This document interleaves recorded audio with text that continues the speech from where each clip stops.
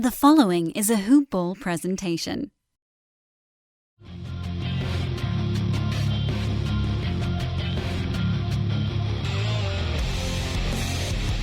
Welcome to the Fantasy NBA Today podcast. Hello and welcome to Fantasy NBA Today. My name is Adrian Benjamins and I'm joined by Coach, and this episode is brought to you by Hawaiian Isles Kona Coffee Company.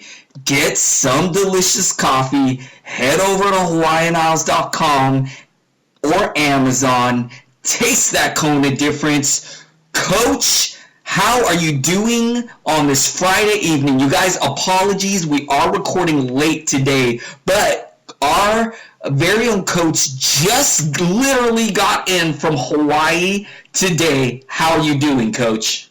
From Las Vegas, I'm sorry. I wish it was Hawaii, dude. Yo, Adrian, what's up, my man? I'm doing good, Coach. Coach, we have so much to talk about, man. I cannot wait to hear about your trip to Las Vegas Summer League. We got a Woj bomb last night, just when you thought that free agency was winding down, just when you thought it was safe to go to sleep. Woj drops a bomb. You know what? Before we get down to business, we do also have some things we need to announce. So let me get this out of the way. We have two new team Twitters. It's at HoopBallPels and HoopBallClips. Please follow these two Twitter accounts if you're a fan of the Pelicans, if you're a fan of the Clippers, which I am, Coach, or just an NBA fan in general, just a hoopball fan in general. Follow our new Twitter handles there. We're going to be dropping a lot of stuff there, good stuff. Follow those. Follow them. Coach, how are you doing, sir? How was your trip, man? Well, I'll tell you. First of all, let me just echo your thoughts. First of all, I want to thank our sponsor, Hawaiian Isles Kona Coffee. I could have used about 6 cups of it last night when we were flying the red eye back at about 4:30 in the morning. And also want to also put a plug in for our Twitter for the Clips and the Pels. That'll be some fantastic information for you guys out there. So anyway, the NBA Summer League was really fantastic. Couldn't rave more. Been wanting to do that for years. My son and I have talked about it, and he turned 18 this year, and he's growing up and flying a coop, and it's like I got to do this before he's grown and gone or gets married or something. So we headed out there, and man, we took in about 40 games literally in 3.5 days. The one day we stayed in the one gym for 9.5 straight hours.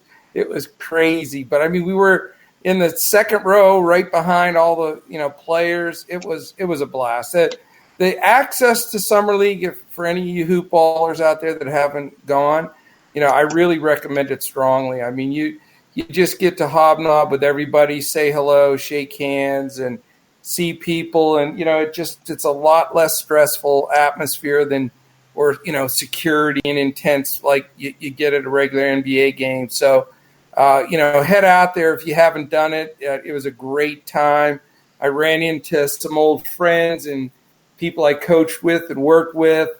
Coach Beeline, who's the new Cavs coach, worked his camps for five or so years back in the day when I was coaching, and had a great chat with him. He's one of the nicest guys. So root for the Cavs, root for Coach Beeline. But I stayed in touch with you guys a lot during the trip. Just kept sending photos because we ran into so many people and saw so many great plays. I don't know if the Jackson Hayes dunk, if our hoop ballers saw that when he literally jumped over the guy. That we were standing or sitting right there. So it was awesome, man. We've already decided we're going back next year. So hopefully you can get there next year, dude. I will be there next year. I'm saying it right now, Coach. I will join you in Vegas next year. Maybe we can get some of the listeners to come out and meet up with us too. Maybe we can all hang out and get some drinks and talk hoops. So awesome, Coach. You said on me, man. First round hoop ballers is on me. Let's go. Second round's on me. Coach, it's so great getting your updates from Summer League. You sent some amazing pictures, and man, I cannot wait to join you next summer. Coach, before we get down to some Summer League stuff, I want to hear about who you liked. Just you were down there on the floor. I want to get your take on all of these guys. But before we do that, let's get down to some business. The Russell Westbrook, Chris Paul trade. Coach, shocker. I was expecting Westbrook to get moved to Miami. I thought it made more sense only because, it felt like a shock at first, Coach. Westbrook and Harden, two guys who lead the NBA in usage, two guys that are ball dominant. These guys always have the ball in their hand. It didn't feel like a good pairing at first. But, Coach, now that I've had some time to let it sink in, I feel a little bit better about it. And a couple of the things that I do like is that both guys wanted this move. From what I'm hearing, both Harden and Westbrook reached out to each other. This is the move. They wanted to reunite and play together. Coach, I'm going to be optimistic right now. I do like that both guys can create their own shot. I love that. You literally can't guard one of these guys by yourself one-on-one. And because of that, I do think they are going to cause problems. It's going to be really interesting to see how this works. One of the other things, too, that was really positive is seeing some old footage of Westbrook and Harden together on ESPN where, one guy breaks down the defense, throws an alley-oop lob to the other guy, or kicks it outside. Harden, a great outside shooter. So, Coach, I also do believe, the Chris Paul thing wasn't working out. It wasn't going anywhere. I do believe they improved the team. And, it's not like the Rockets had many options. They didn't have cap space to go get an elite free agent. They didn't have high draft picks to go, draft a stud. So, I kind of feel like this was one of the few moves they could make, and I feel like, why not? I would rather them take a gamble on this move than to come back with the same team that they had next year. So, Coach, want to get your thoughts on the trade. What do you think about it? Well, like you, I was completely shocked. I got to say, we follow this as close as anybody does, and there's no doubt. I'm not saying it because it's current, but this year has been the craziest free agent and trades year in the history of the league. I've never seen more, the big players leave and team up and trade. It's just crazy. I just would have never seen this one coming. Now, I happened to download right before we got on the plane last night. Brian Windhorst did what they call an emergency podcast, and he's got some great insights, especially with some of the players that he's really close to. And I got a lot of good information from that podcast. It's definitely worth catching. But he basically said that the moment the trade was made with Paul George going to the Clippers, Harden and Westbrook got on the phone with their agents and with the general managers of their teams and said, do whatever it takes. We want to play together in Houston, period. So they had, this isn't like just a happenstance grouping of these two guys. So they're sold out on making this work. They did have some success together in Oklahoma City, but Harden wasn't the player he is now. But basically, the biggest point Windhorst made was that when they played together on the last Team USA, they really got tight. They were like the best buddies on that team, and they had talked about trying to play together in the future. So that's 90% of it probably the fact that they both are, want to make it work. Certainly going to be a ton better than the situation was with Chris Paul. That was those two definitely did not like each other. Seems like Chris Paul personally doesn't get along with anybody he plays with, but I have no idea. But the stat though that I did happen to look up that I thought was mind blowing is number 1 and number 2 in the league, the entire league, the last 3 years with either scoring or assisting on the play were Harden and Westbrook. Now you got them on the same team. So I would say this. Number 1, I think they'll make it work. And I think the fact that Houston was able to keep all of their other guys, Capella, Tucker, they didn't have to get rid of any of those guys, Gordon. I think they're going to be, right in the thick of it with all the rest of the teams in the West. They immediately went up to the 4th favorite to win the NBA title in Vegas. So I think they're going to get it done. Now, it's going to take a lot of adjustment. And for the hoop ballers, that are looking to draft or already have Harden or Westbrook in their leagues, I think they both lost a good chunk of value. I mean, there's absolutely no way they're going to average those triple doubles or even, it just can't happen. There's not enough minutes or possessions for that to happen. So from a fantasy standpoint, I think it's a tough blow. And I think you got it, for sure. But from a basketball sense, I think it's going to be a fantastic show. And it just, you've got now 7 teams with 2 superstars on them, basically, that are all going to have a chance to win it. So it's going to be the best, most intriguing year that I can remember. I agree with you 100%. I am so geeked for this upcoming season. I love how the talent has really been spread across. Coach, I'm a Laker fan, and I'm actually glad that Kawhi did not sign with the Lakers. Let me tell you why. It now, instead of one team that's got this enormous advantage, now it made the Clippers on par with the Lakers.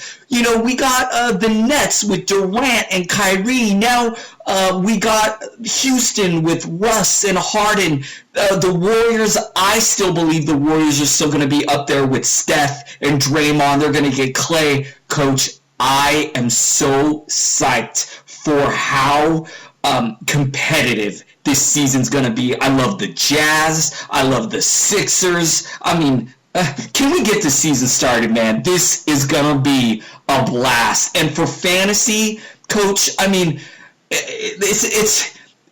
feel like we're playing a board game where in the middle of the game, somebody just takes the board and they flips it. They just throw it up in the air and, hey, let's wipe this board clean and let's start again. And I'm telling you, Coach, it's one of the reasons why I love fantasy, because it is constantly moving. It's fluid. And man, this offseason has been out of control. I cannot believe how different the fantasy landscape is, and I cannot wait for it to start, Coach. I can't wait. I'm already, now that free agency is winding down, I'm starting to look at depth charts.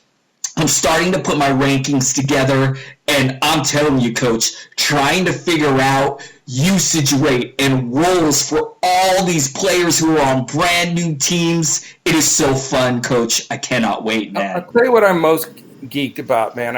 I just, the thing that's fantastic is this is the year that the guys that really follow it and really look at it and understand it and year-round fans are going to be winners. Because there's been this pattern now for quite some time where Anthony Davis and we're at Russell Westbrook and everybody was in their spots. Everybody was sort of you could pick up a sheet and sort of look at the rankings and be in the middle of it. But it's not like that this year. If you're not following it now with all these moves, the stuff we need to talk about as, we won't today because we can go over, I want to definitely go over my summer league list, but as the months go on, please keep listening, man. Tune in because we're going to start breaking down these teams that are going to win you fantasy leagues, like the Charlotte Hornets. Like right now, to ask the average fan,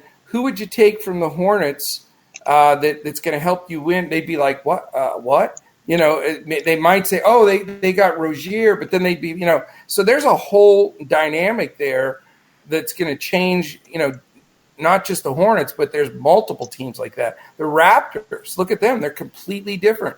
How high up does Siakam rise now that he's the only guy? They're on and on and on. So I like the fact that the people that stick with it through the off season and really pay attention to all of this, listen to the podcasts, jump on our forums, you're going to be way ahead of all your competitors going into the league. I agree, Coach. And now that, as I said, man, now that free agency is ending, we got a better idea of what these depth chart team rosters are going to look like. Coach, I'd love to go team by team. I got big plans for us going forward, Coach. Let's go team by team. I thought about doing a show where we just maybe even by position, like point guard, our top 10 and who we like as sleepers, who we want to avoid. Then we'll do shooting guards, small forwards, power forwards. You guys stick with us this summer because we want to get you guys 100% ready for your leagues, for your drafts, which, I guess it's a little a ways, but Coach, we only get one show a week. So, even though the start of the season is away, we actually don't have that much time. So stick with us, guys. I'll put it to you this way, listeners and Adrian. We've got like 8 or 9 shows, and then we'll be in preseason basketball. So yes. When you think about it in the sense of we only got 8 or 9 more podcasts before we even, they're actually lacing them up. I mean, this is the time. And this is definitely the time. Like today's show, we want to really dig in. I put together a real pretty specific roster here of all 30 teams of who I saw this past week that I thought would be impact players on their teams and your fantasy teams as well, and then future potential players that you definitely want to draft and stash for possibly this year or next year, and just want to start firing down that list if you're ready to go, brother. Let's do it, man. Let's jump into it. We've already gone almost 20 minutes, and we haven't even talked really about these summer league players. Let's jump straight into it. Where would you want to start? All right, let's go Atlanta Hawks. And again, the list I'm going to go over today, and we'll go into these players in depth when we start doing, like Adrian had mentioned, the positions and the teams. But these were just the guys that I had made notes that just looked like they were ready to make an impact on their NBA team right away. So I'm calling those my impact players. And then with each team, I listed a guy or two, if they had one, that I thought was definitely somebody worth marking down to take late in your draft. It could be a sleeper or certainly to take in your keeper leagues. So with the Hawks, he did not play, but in talking and seeing people there, DeAndre Hunter looks like the real deal, or maybe he did play a little bit. When you see 45 games in like 72 hours, you get a little bit dopey. But DeAndre Hunter looks like he's going to be the real deal, both ends of the floor, offense, defense. I think he's going to fit right into that team. So that's one guy. And then the two guys I listed for future potential with the Hawks are Charlie Brown and Jordan Siebert. They're both second-year guys that just look real polished out there, like they could be, end-of-roster guys that can develop into something. I love your pick of DeAndre Hunter, Coach. Even though we didn't really get to see him at Summer League. And speaking of, that felt kind of like a theme, right? We only saw 9 minutes of Zion. We didn't get to see Ja Morant. We didn't get to see Darius Garland, which was a major buzzkill for me. A lot of other guys missing from Summer League, which, that seems like a new trend, Coach, because really you always see the main guys usually at Summer League. So I really hope that this isn't a thing we see going forward. But anyways, Coach, love DeAndre Hunter. I think he's a major sleeper for fantasy this year. One of the reasons is because I think he could see major minutes for this Atlanta Hawks team. I think they're really developing the youngsters. I think he could get some major run at the small forward spot. I really love him. I think he's going to be flying under the radar on draft days. A guy you could probably get super late and might be a guy who, has got like 8th round value, a guy that you could get in like the last or second to the last round, may even be better. So anyways, Coach, I love that take. Another guy I'm curious about is the rookie Cam Reddish, but I don't think for fantasy he's gonna really make a leap this season for fantasy. But love your list, Coach. Who's next? Yeah, and I wanted to touch on what you mentioned. There were like 5 or 6 key guys that did not play, but it wasn't by choice of, no, we're not going to play them. All of those guys legitimately had some injuries. Like Ja had actually a little surgery to repair something that was very minor, and there were guys coming off some injuries. So, the theme there and everything I taught, that everybody was talking about is, the trend will be generally these guys are going to play. Now, if the team plays 5 games in Summer League, I think, when a guy is healthy, like a Zion, if he was healthy, would have probably played 2 or 3 of those games. And I think that'll be the theme going forward. So I wouldn't worry about that. But yes, and Cam Reddish is a good mention on your part. I left him off because it's just a massive unknown. But, the kid has great potential. There's no doubt about it. All right, next team is the Boston Celtics. They actually are the number 1 seed going into the tournament that's starting tomorrow. They're 4-0, and the 2 impact players for sure. Carson Edwards, who I don't know why he went into the second round. The kid from Purdue at the point guard. Everybody said he's too small, but he just was ripping it in Summer League. He just can pull up from anywhere and knock down shots. I think he'll be a rotation player for them. And then the other guy was Robert Williams III. I mean, he started it at center and really looked like he's coming into his own. Now, he's a guy, sort of on the Mitchell Robinson side that has a tendency to get in foul trouble. Some of the beauty of Summer League is you get 10 fouls before you foul out. And there was one game where he had 6 about midway through the third quarter. So I think, once he understands he can't block every single shot, but he looks good. He's got some talent.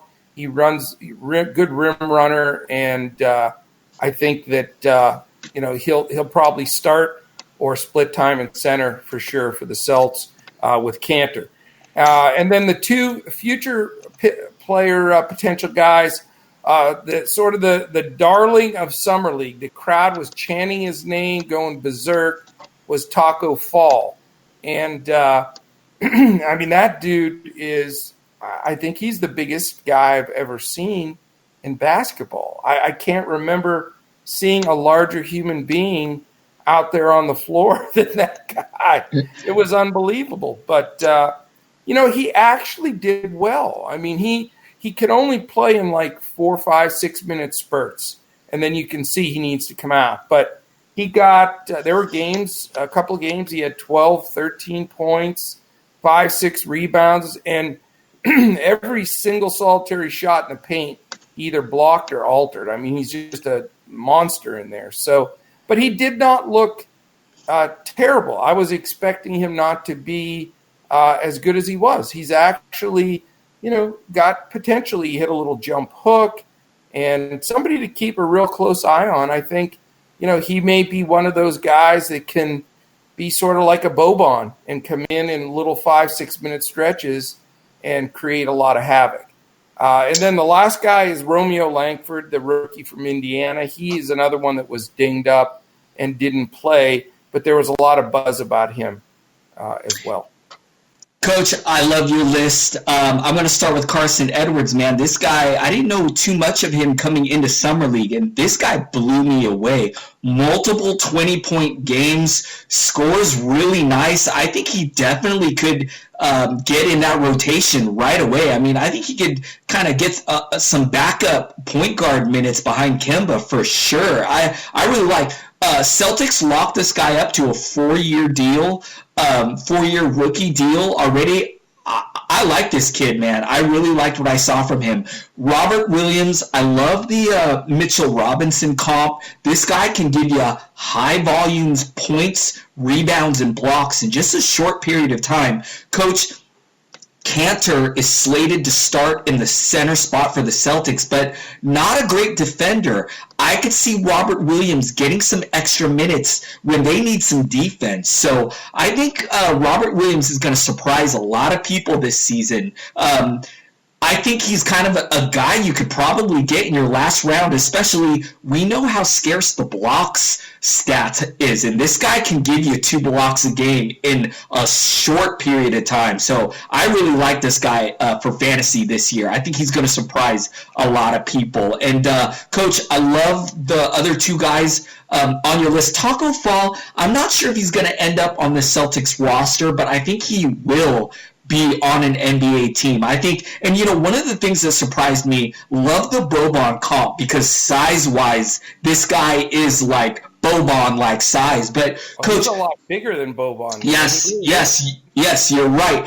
And when he was on the court, for his size, he's pretty athletic for his size. Like, I thought he was going to be really slow and kind of clumsy and a little wasn't like that at all. He's got some skill. And so I think there will be a spot for him in the NBA. For fantasy, not going to even look at him in the standard leagues, but just someone to keep an eye on. And Langford, I do like Langford. I don't think he's going to really be on the radar this year for fantasy, but I love to just keep an eye on that guy. Love your take on the Celtics. He's a good stash guy for sure.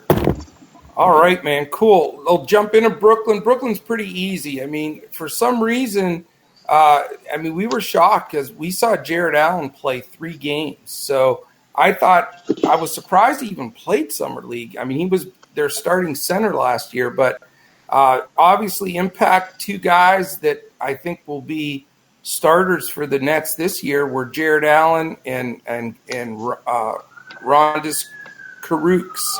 Karooks can play, man. That kid is good. And those guys both really impressed me. I think they're plug-and-play starters, steals in your draft if you can get them.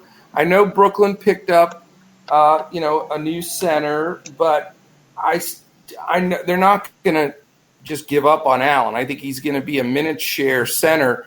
But you talk about blocks per minute. I think, he's solid. And Karooks is a real sleeper guy, I think, that people are going to like. He can knock down threes like crazy and super athletic, very tall, tough matchup for teams. And then my future guy I put down is Theo Pinson, young kid from North Carolina. This is his second year, but, man, did he look solid. They went to him, down the stretch in some of the games. Even though they had, some of the established NBA guys in there, he got the ball and hit some big shots. And, again, a guy for a future stash guy that has some potential, I think, either with the Nets or with another team to play in the league. Yeah, I'm really surprised that we saw both Jared Allen and Karooks at Summer League. These are guys that really established themselves last season, or I feel like they're already legitimate guys. So really shocked, but they are second-year guys, and I think they just decided just to bring all of the players they had that were in their sophomore year. So, but I think both those guys are going to be great, and love your takes on Karooks. I think one of the things I love, he's a nice shooter, so I think he's going to get some decent minutes. I think he's a nice sleeper for fantasy. And Jared Allen, Coach, we talked about it, I think, on a previous show. I am slightly concerned about the hit that he's going to take with DeAndre Jordan joining that team, which is a major buzzkill, man, because I really was high on Jared Allen last season, was really hoping that he can improve on last season, and I think that DeAndre Jordan's going to kind of be a thorn in his side. I think we're going to see games where they split. It's like a timeshare. We may see games where maybe even Jared Allen has the better line. So, DeAndre Jordan has the better line. So Jared Allen may be somebody I'm going to avoid for fantasy. All right. Who's next, Coach? All right, Charlotte Hornets. One of my favorites. I think the guy's got phenomenal potential. I drafted him last year, and I have him in my keeper league. Is Miles Bridges, especially with the Hornets, cleaning out basically the whole team. I think he's going to be a major focal point and a super pick in fantasy this year. And he looked fit. He can jump out of the gym. He's playing better defensively. So definitely put a star in a circle around him. Dwayne Bacon was awesome, man. He had stretches where he was just dominating out there. Again, he's a second or third year guy, but I think, again, with all the player movement with the Hornets, I think they're finally going to give him a chance at some minutes. And he's good. I mean, he's the real deal. He can play. So another super late round guy that you could get, on a team that's in a total rebuild that may get some minutes. And then a quick mention to their rookie PJ Washington, who I thought they sort of got as a steal in the draft, a little bit higher than or lower than he should have gone. He's got a lot of potential. He did not suit up, but I know the Hornets brass was really buzzing about him. Yeah, I am mega high on Miles Bridges, Coach. Every season, I got a short list of guys that I call my ride or die guys, and he is on that list early. And my only concern is that I'm really hoping his draft price doesn't go way up, because I'd really like to get this guy at a value, and I'm really scared, Coach, that the hype on Miles Bridges, with Kemba being gone, with the Hornets kind of going into a rebuild mode, there's already been buzz that Miles Bridges could be starting, which, Coach, I think he's going to be. I love his skill set, man. He showed last season, plays above the rim, can play defense, can hit some outside shots. I love this guy, Coach, and I'm just hoping that maybe we can keep the buzz on him a little low so that his value doesn't get zapped. But love that guy. Love your take on Dwayne Bacon. I am slightly concerned. They do still have Batum there. Also, Malik Monk is a guy who we thought was going to be part of their future. I'm not sure if that's the case anymore, but I do really like Bacon as a really late round type flyer guy. I think he definitely can have some value this season. So I do really like that take. And PJ Washington, Coach, I agree with you. I can't remember exactly where they drafted him, but it felt like they were getting good value there because I think he's going to be a legitimate and a solid NBA starter eventually in this league. Who else you got, Coach? I'm with you, man. And as far as Miles Bridges, I mean, he's going to be on everybody's list for the sleeper guy. And he started the last 18 games of the season last year, and they've already said he's going to start. So don't wait too long in your drafts for that guy. That's for sure. All right, man. Chicago Bulls. This is the guy we saw play the most, man. Kobe White is the real deal, and I'm telling you right now, he is the starting point guard this season, game one. That's a Bulls. And wow! You play this dude because the guy is a natural point guard. He had control of the floor out there. He had a few games where he made a couple of mistakes and missed some shots, but he's struggling a little bit still from three. Very normal.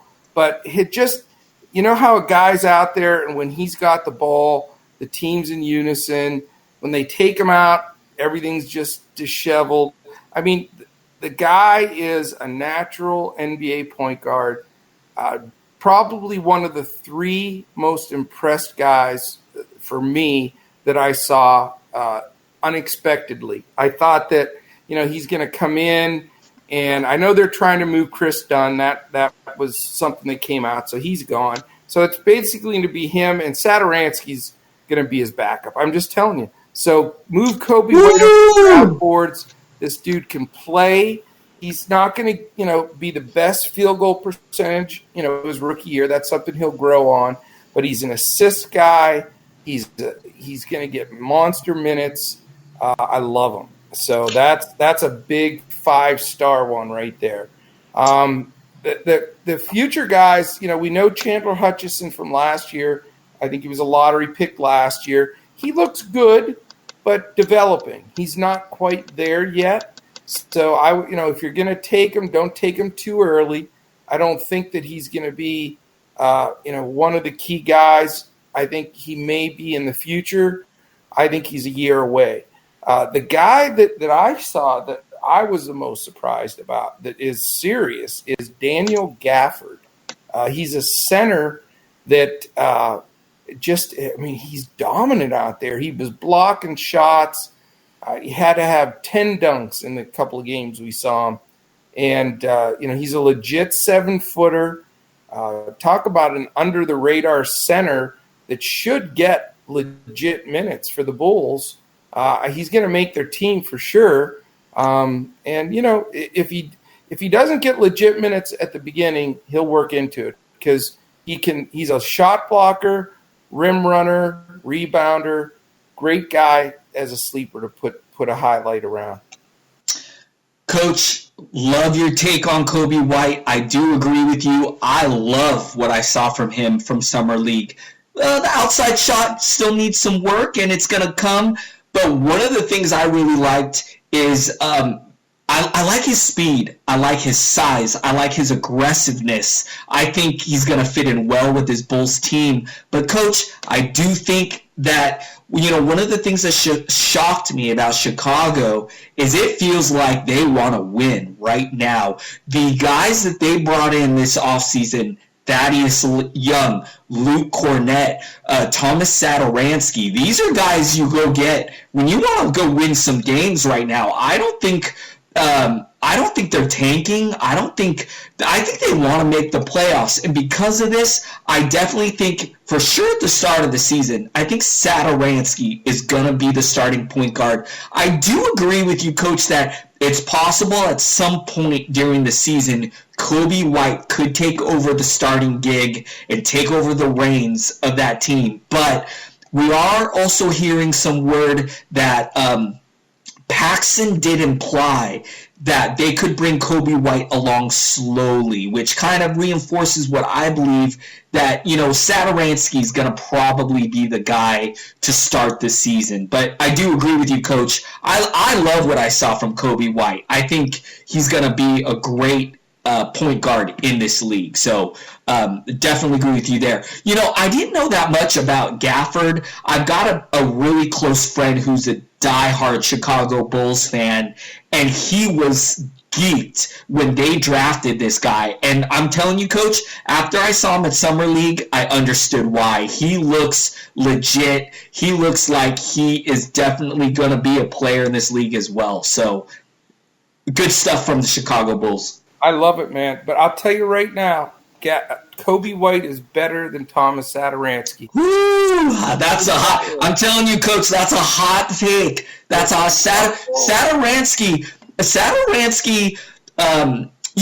Kobe White definitely has higher upside, but Satoransky has shown that he can run an NBA offense. He'll never be an all-star. He'll never be an elite guy, but I think he could run an NBA team. He could be a starter. I love, an all-around point guard, does a little bit of everything, and I think for sure to start the season, he's gonna be the guy. Coach, I hope you're right. I think it's more fun and more interesting if Kobe White becomes the guy. So I'm rooting for your take, Coach. I hope you are right. Watch, man, that's for sure.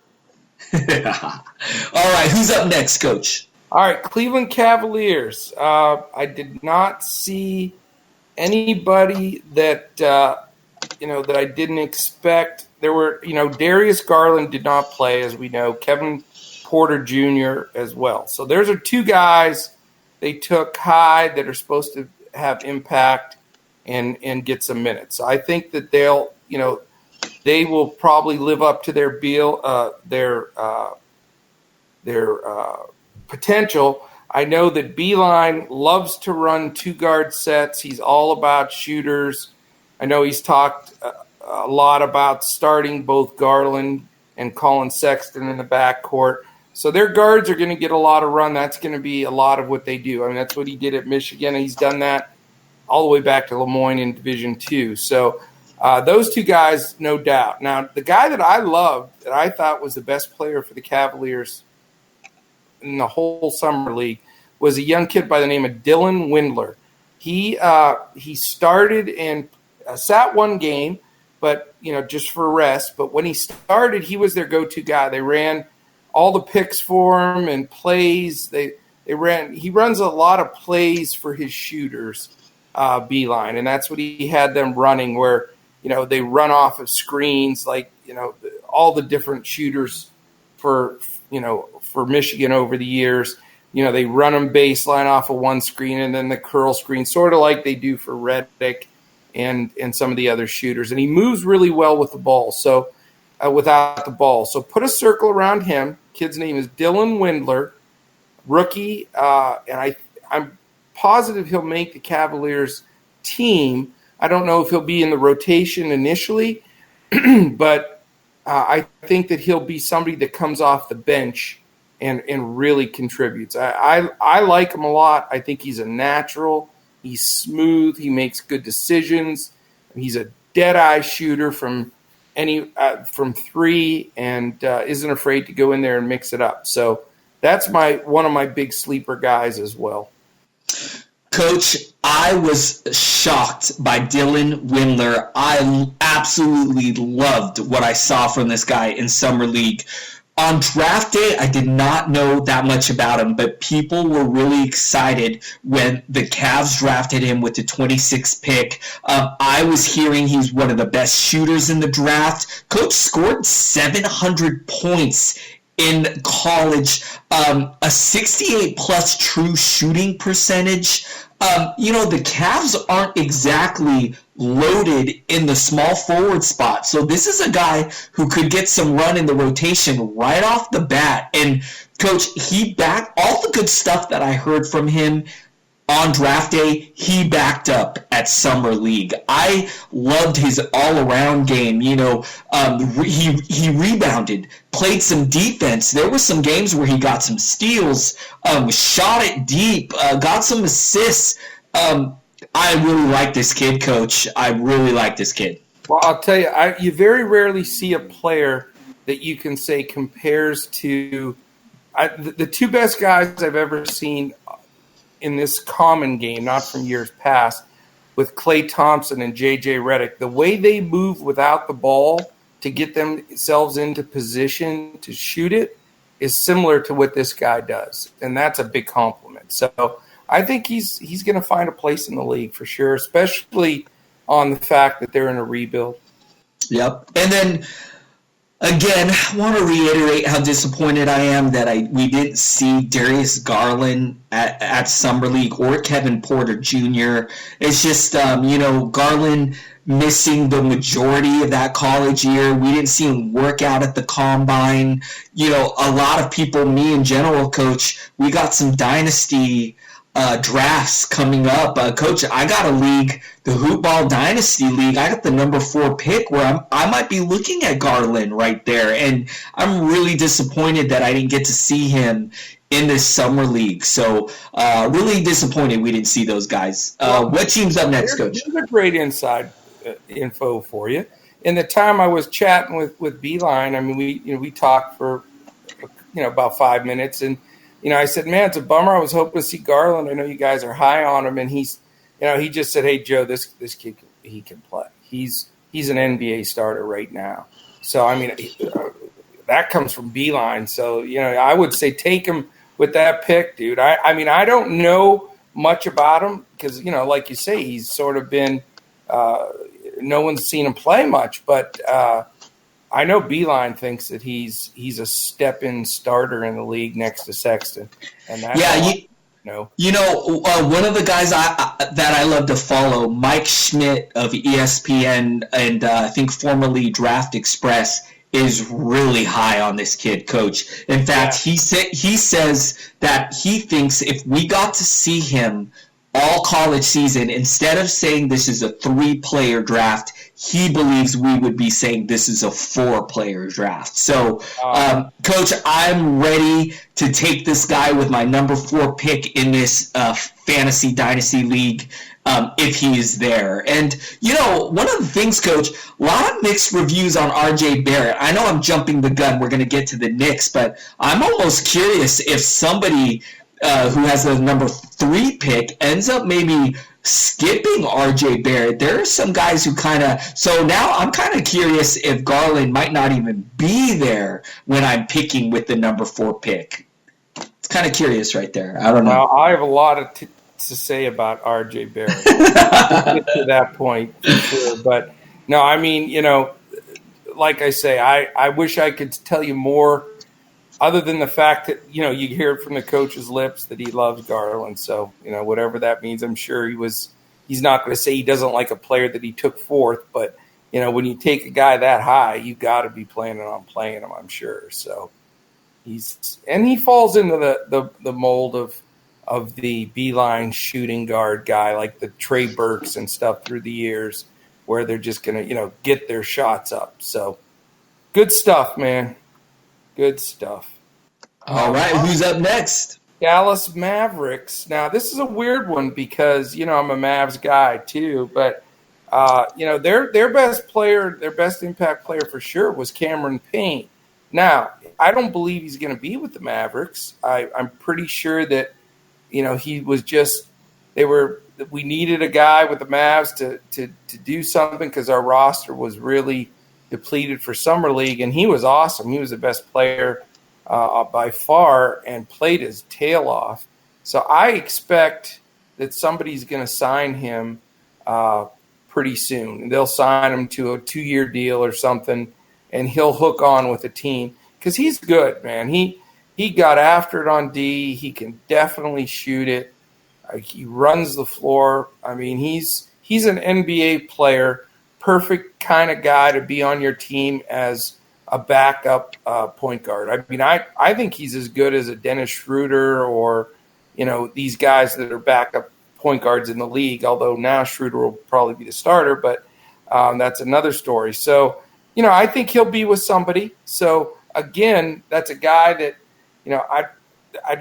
I'm pretty sure the Mavs don't have a place for him, but if he's in your draft or hasn't signed or, you hear that he's signed somewhere, he'll probably be a point guard in those deep leagues. If you're in 20, 24 team leagues and you need a guy that's going to get some minutes, he's going to produce when he's out there. So that's the one guy. Then the 3 young guys that the Mavericks had that showed some promise were 2 second-year players, Antonius Cleveland and Josh Reeves. Josh Reeves was the most impressive young guy. He was a monster out there.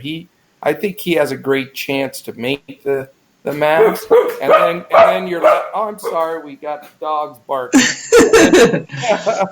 Then my last guy is Isaiah Roby. He's the rookie that they took out of Idaho. And, I thought he was raw, but he's big and he can play. I think he's got potential down the road. I wouldn't be surprised if he started the season with the Legends and then built up from there. So as far as fantasy impact, really with the Mavs, it was sort of an air ball in that sense. I don't know if I could really say to draft any of them, but keep an eye on Reeves, Cleveland, the rookie Roby down the road may be good, and then see where Cameron Payne lands. Yeah, I don't have too much to add about the Mavs for Summer League, but I do agree with your take on Payne. The Mavs locking up DeLon Wright, who I love as a sleeper for fantasy. I'm a big fan of Jalen Brunson. They still got J.J. Barea. They added Seth Curry. We know Luka Doncic could also play point. They still have Courtney Lee. So this is a team that's really feels loaded with guards. I don't think Payne is going to end up on this team, but I do agree with you that he will end up on a team, and it'll be interesting to see. The Mavs are one of these dark horse sleeper teams that I'm really excited to see. How does Porzingis look this year? Is he going to be the Porzingis we remember? Is he going to take time? I'm a big fan of Dwight Powell. They got some firepower with Tim Hardaway, Seth Curry, year 2 of Luka Doncic. This team I got highlighted for my league pass because I can't wait to see what happens with this team this season, Coach. Well, I'm excited to, it's funny. I sound like I'm name dropping, but I'm not. I'm trying to do it, to do that. But, I know Donnie Nelson pretty well, and we actually were on the same flight last night coming back. He also had a flight canceled. So he got stuck in coach. And Donnie Nelson's a big dude, man. He's not a happy camper, let me tell you that. But we got to chat a little bit, when we were waiting for the plane. And, he was real high. He's on the players. He was very excited about, getting DeLon Wright. He thinks he may, be a guy that can literally come in and start at the point. And obviously that's Carlisle's call. But, I mean, he's got that kind of, thinks he has that kind of potential to just come right in and do it. So, he thinks it'll cause a lot of matchup difficulties because he's a tall point guard. So, like you say, it's going to be a year. I think the West is just so ridiculously, insanely loaded with, there's like 6 teams of those superstars are in the West with the double superstars. So, I mean, it's like 7 or 8 teams playing for 2 spots. So, I don't know, man. I'm trying not to get too excited. They did say that they're going to try to do the load management stuff with Porzingis coming back from the ACL. So, that's sort of a little scary. So I don't know. I'm hoping they have a shot to squeeze into 7th, 8th spot. But I know they're building, and they think, with Luka being such a special player, and people forget Porzingis is only 23 years old. So, if those two could end up being like a superstar too here in another year or two. So it'll be fun. Yeah, it is going to be a lot of fun, Coach. Let's run over to the next team. What do you got with the Denver Nuggets? Denver Nuggets, pretty easy. Guy that didn't play, of course. He was sitting on the bench the whole time in dress clothes, Michael Porter Jr. We were frustrated because we wanted to see him play so bad. The dude just has all this promise, but he was hurt in high school, so he played some there. He played like 1 game at Missouri, and then now he's out again. So who the heck knows what he's going to be? But he certainly looks like a player. Just looking at him, he looks like an NBA-ready body. So hopefully he'll, they said that he's not hurt. This was just strictly precaution.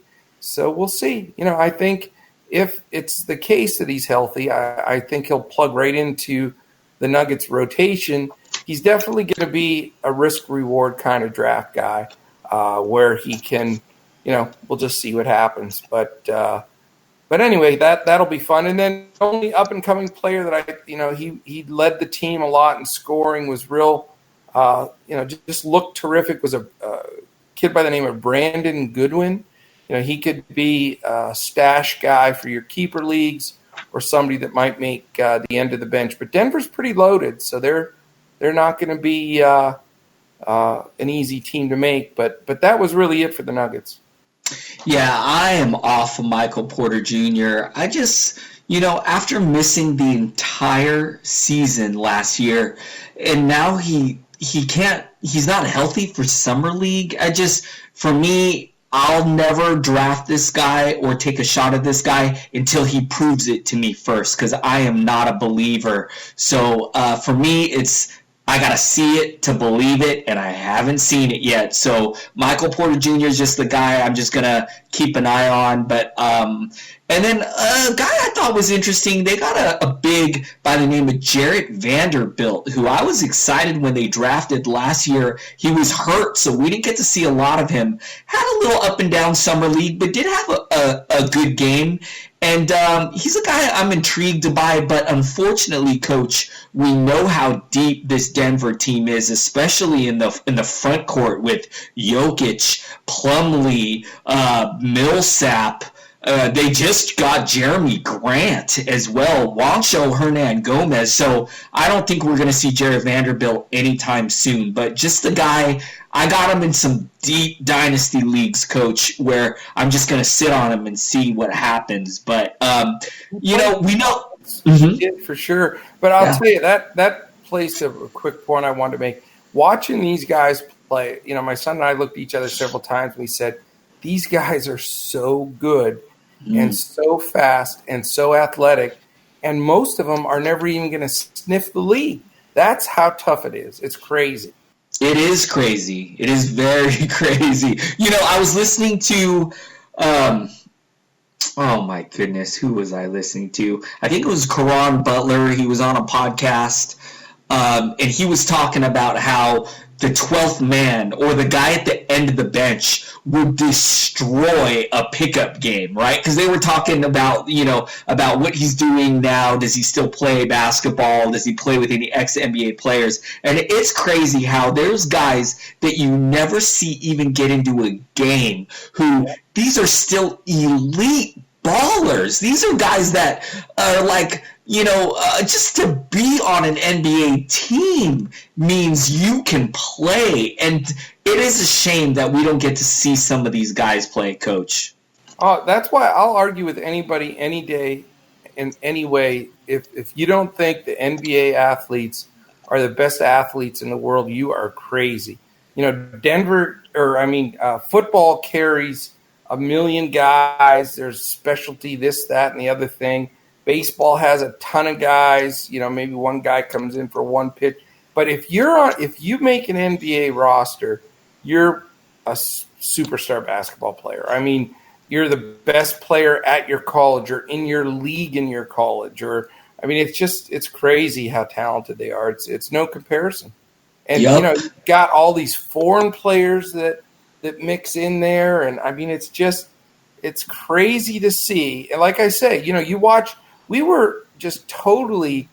saw great dunks and phenomenal moves and game-winning shots. And, it was like watching NBA games. And like I said, there were times where, we actually made a point to say, okay, look at the 10 guys on the floor. We're jumping out of our seats here. Oh, and I'm watching right now, and some guy from the Spurs had a phenomenal dunk. Who is that? Robinson for the Spurs, just a tomahawk alley-oop dunk. But, again, those are guys, and there's this guy. They're not going to make the league, dude. They're not even going to think about making the league. They're going to be lucky to make the G League roster. And so that, that's why the NBA is the greatest league and the best athletes in the world, hands down. Absolutely. Let's keep rolling, Coach. Who you got up for the Detroit Pistons? Detroit Pistons, my impact player, I believe he's going to be the starter for the Pistons. Bruce Brown.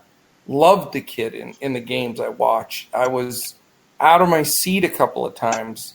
He was making shots, dunks, and absolute shutdown defender. He created 2 or 3 24-second clock because expirations were for the guys he was guarding. Just shut them down. Steals, blocks, just a big steal guy that no one in your league is going to really think much about or know what's going on. But Bruce Brown is going to be a great fill-in guard for you to take in this coming draft. And then the rookie, we did not get to see him, it's Seiko Diambuya. I can't say his name, but it's the guy they drafted. I know there was a lot of chatter about him being somebody that's going to make the roster and maybe even be able to crack the rotation. So that's my Detroit take, brother.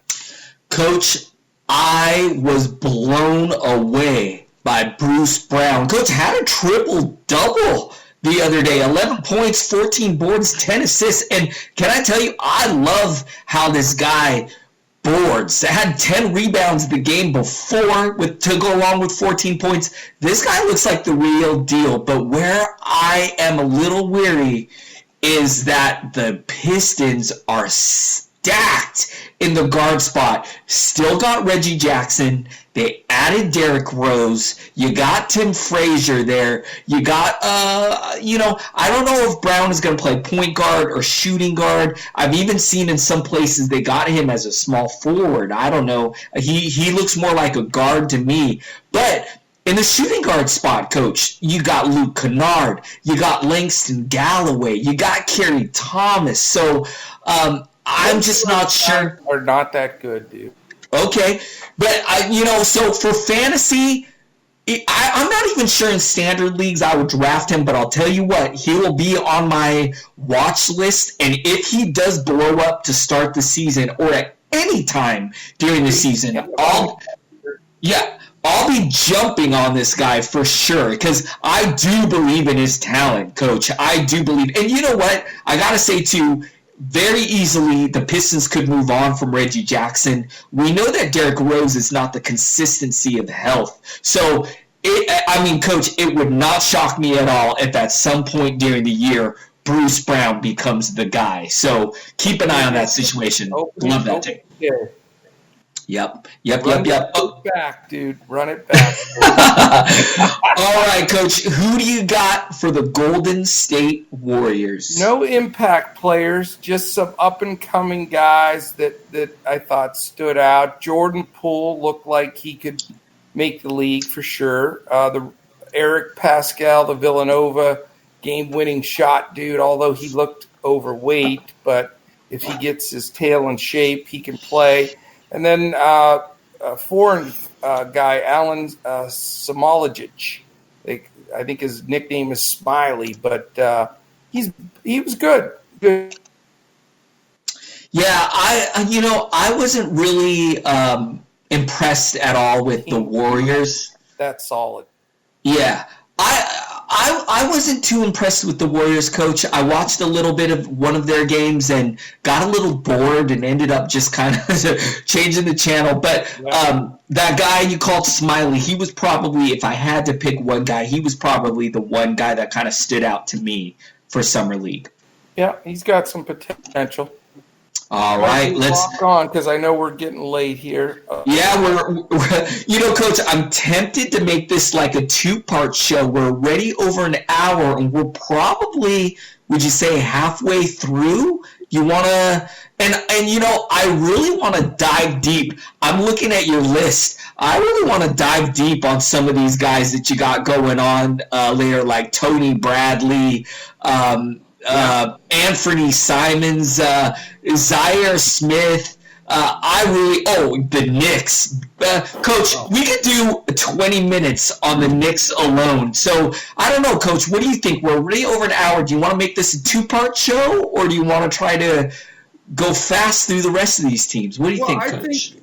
Hopefully our listeners are getting some good, deep info here, and I think to buzz through them would be a disservice. I agree with you. Tons of we could fill up a full second show with this second group for sure. Coach, to be honest with you, I feel like this first half was just a preview because I'm looking at your list, Coach, and there are guys that I really want to. Aaron Holiday, Tyler Hero, who I think might be the MVP of Summer League. If anybody improved their draft stock in Summer League, it might be Tyler Hero. He was outstanding. So, Coach, let's kind of wrap this show up now. Next week. Let's call this a two-parter. Let's do part 2 next week because, Coach, I'm telling you, I'm looking at your list. Oh my gosh, the Pelicans. Oh, I can't wait to talk about Hayes.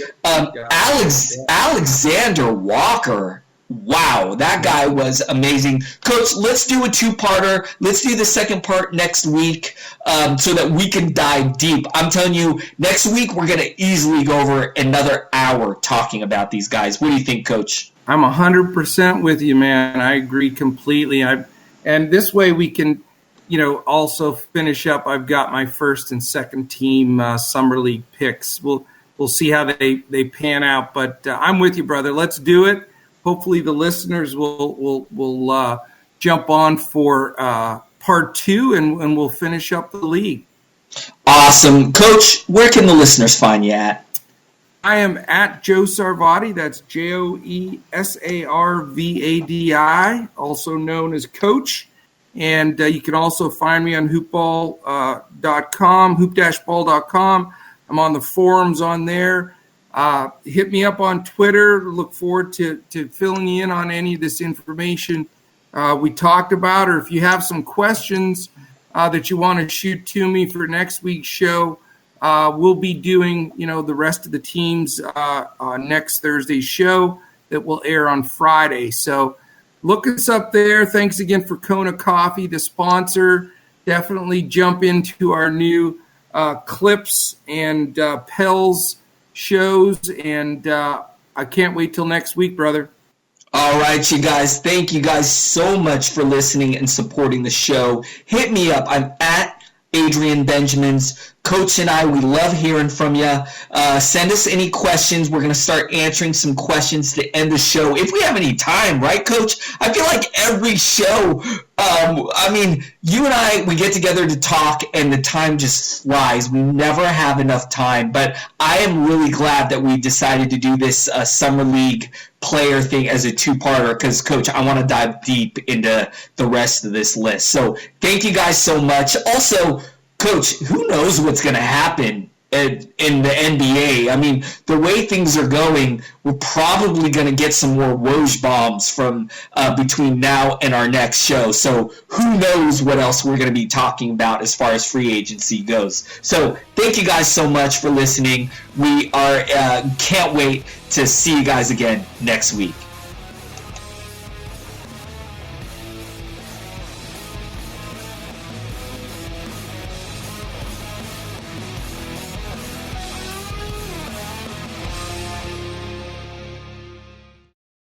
This has been a Hoop Ball presentation.